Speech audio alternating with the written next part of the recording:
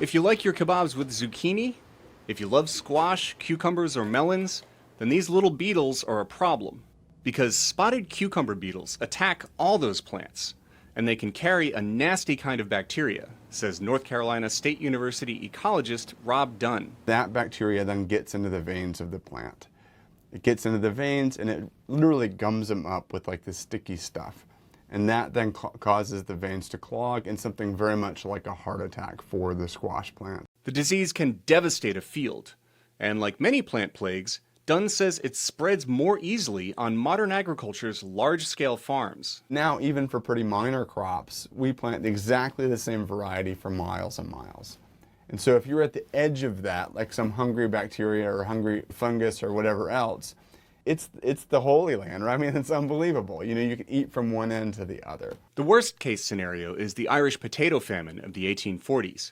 About 1 million people died when a fungus wiped out the one crop on which most of the population subsisted. We imagine that to be some other time period. Those are different people.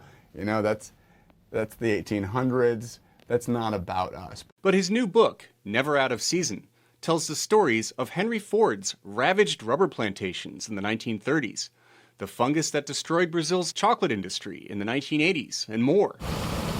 Dunn agrees that modern agriculture is feeding more people less expensively than ever. But he says we should prepare for the inevitable next disaster. We don't have a clue about the species that help our crops. And so if there's a fungus on which the roots of squash depends, we don't know it. If there's a parasite that attacks the beetle that carries the bacteria, probably nobody's studying it. And that's true for most of our crops.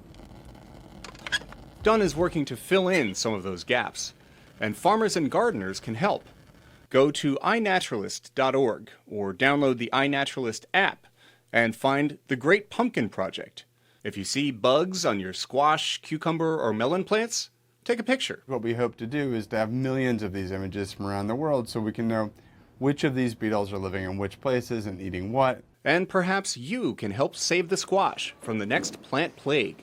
Steve Baragona, VOA News, Raleigh, North Carolina.